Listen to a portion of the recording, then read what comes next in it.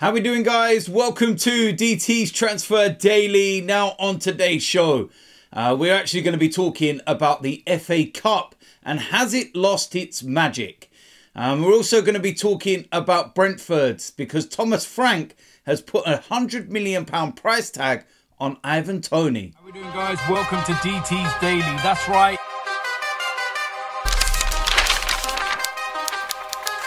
So, like I said, it's Friday, it's Transfer Daily, and we got a few things to get through. Again, the January transfer window, it hasn't hotted up yet. There's still a lot of rumours and everything else. But one thing I want to speak about first and foremost is the FA Cup, because it's FA Cup week. It's the biggest club cup competition in the world. Tradition, the class, everything about it. But has the FA Cup lost its magic? For me, I feel it has. It's lost what its main principle was all about, which was giant killing. You know, the David versus Goliath. But when you look at the TV schedule, I look at that and I just think, what is this? It's just the same old boring rubbish that you can see most weeks with the Premier League. It doesn't offer anything entertaining. And I just look and I think, what on earth is this? It's just about money. It's not about the giant killing. It's not about the prestige and the competition. What is it anymore? It's not anything. It used to be a big thing, FA Cup weekend. Now, FA Cup weekend starts from a Thursday and goes all the way through to a Monday. Why? What is that all about? You know, and I just look at it and I think, nah, not for me. It's lost its gloss. It's lost its prestige. And it's all because people at the top want to make money.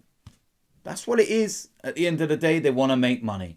You're looking at the 6 games that have been scheduled for live television. Now, one of those games has already happened.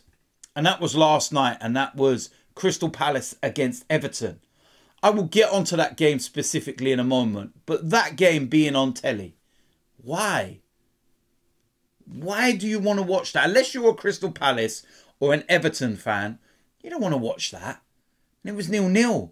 But you don't want to watch it. You can watch it in the Premier League. Why? And the reason why I say this as well about TV games and everything is that you get these sides that have started right down the bottom end in the qualifying rounds and everything else. And they've really grafted to get to the 3rd round. And a big TV game means big TV revenue. And for a lot of these clubs, it could be the difference, you know, between them and not having a future. It would be massive. You get £85,000, you know, for being on the television, one of the main games. If you get on iPlayer, the red button service and everything else, it's £40,000. You know, why not pick some of these lower league clubs right down the bottom end where Premier Leagues are not involved? You know, we're not talking about a Premier League game. So I look at that Crystal Palace against Everton. I'm like, why? Tonight you got Tottenham against Burnley. Why? You're going into Saturday's games. You've got Sunderland against Newcastle. No question about that. That game has to be televised. That's a huge game. Arsenal-Liverpool. It's a huge game on the fixture.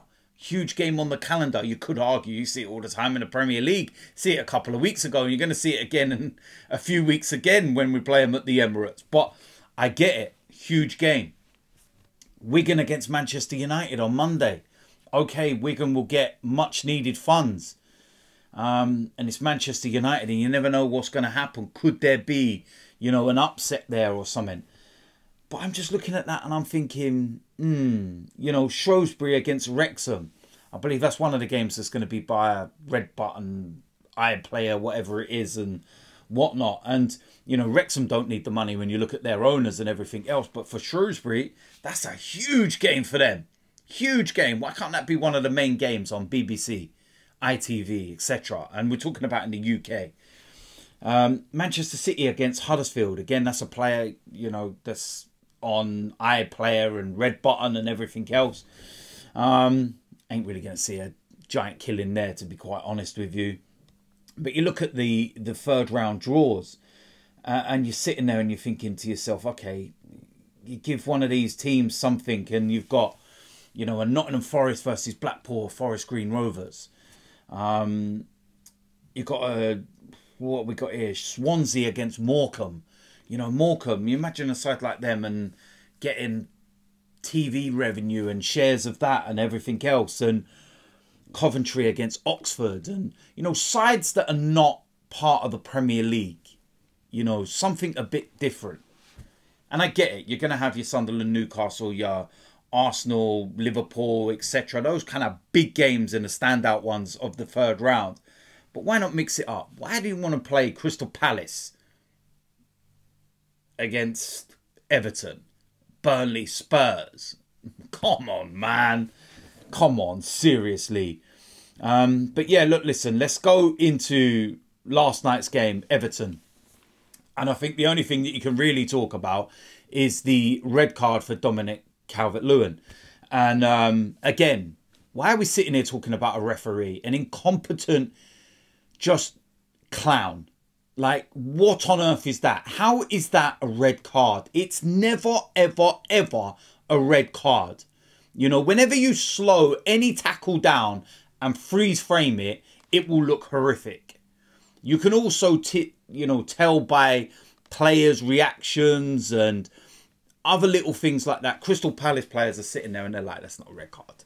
It's not a red card. It's never, ever, ever, ever a red card. But yet you've got these referees and Stockley Park and everything else that are all sitting there and just jab, jab, jab, jab, jab, jab, jab, in each other's ear. And they're coming to the conclusion that that's a red card. First and foremost, if you conclude that that is a red card, you've never played a game of football in your life. From Sunday league to non-league to wherever. You've never played a game of football if you believe that that's a red card. Not a hope in hell's chance is that a red card. But again, we're sitting here talking about that because referees ruin the game. And this is it. You've given them the power to look over their decisions. They're questioning their own judgments. And they're making themselves look like even bigger clowns. That is the biggest problem. That you've given them the tools to look over what they originally decide. And then they start questioning them themselves. As a referee, if you're sitting there and you're like this, listening to these guys at Stockley Park going, I think that might be a red. I think, because it's judgmental. It's about them going, I think it is, but another going, it isn't, and everything else. It's down to the referee, but the referee walks over, and we know 9 times out of 10, I can count on one hand the amount of times a referee's gone over and actually gone against what VAR is advising. So they go over and you're already like, know what's going to happen. If you've been advised, then you know, because they don't have their own mind anymore. They go there and they got someone in the air and they're like, oh yeah, but he did this and he did that. And let's show you a freeze frame where it looks horrific, like he's about to amputate their leg. And it's like, come on, man. Show it in real time. Show it for what it is and make your own mind. And go, no, you know what? I'm happy with that. I'm happy. That's a good tackle. Contact is inevitable. It's not a red card. We move. But no. It's about, look at me, look at me, look at me. Let's wave a red around. It's never a red card. Will it get overturned? No, because if you do, then you show the incompetence of the officials. And they don't want to do that, do they? Clowns, all of them. Whole organisation, PGMOL, all of it. Howard Webb, referees, all the associations, clowns. Every one of them. Scrap it, bin it, restart it, bring in new blood, bring in new, referees that might be able to give you something different. Although I will tell you this now, it doesn't get any better the further down you go. Believe me on that, they're even worse.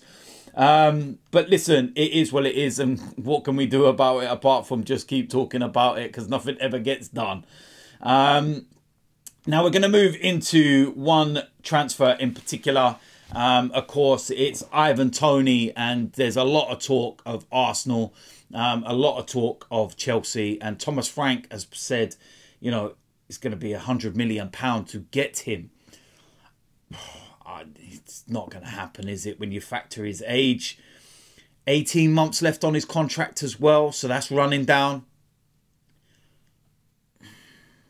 I know we need a striker, but £100 million, not going to happen. Hasn't played in like 6 months or so because of the ban and everything. Chelsea talking about they got to make sales to be able to get his signature and everything, and probably offer him a 20-year contract. But I just don't see it. Not in January. And I don't know whether Arsenal would hold fire and say, wait till the summer and bring a real big name in. If you're going to spend that kind of money. But then on the flip side, are Arsenal put in this position where they're like, we need to get a striker now because we need to start scoring goals and we need to start, you know, being able to challenge for the title and everything, because it's not acceptable if we don't. And catch-22. But I feel this is where clubs like Brentford will know that, you know, teams like Arsenal need that player so they can hold out. And yeah, I don't know what's going to happen with this one. I don't think that any movement is going to happen over the next couple of weeks or so. If this does happen, it will be very late into the window and very last minute. But then can you get a deal of this size dealt with in that way? Probably not. So we'll wait and see what happens, but I can't see it materialising if I'm being honest with you. So listen, there we go. That is it for today's DT's Transfer Daily. Plenty to talk about with the FA Cup and everything, losing its magic. And yeah, the transfer with Ivan Toney. Will it happen? Won't it happen? Will he stay at Brentford? Will someone cough up £100 million? I can't see it, to be honest with you. So there we go. If you're new around here, hit the subscribe button, smash a like on this video, and I will see you lot soon. I'm out of here.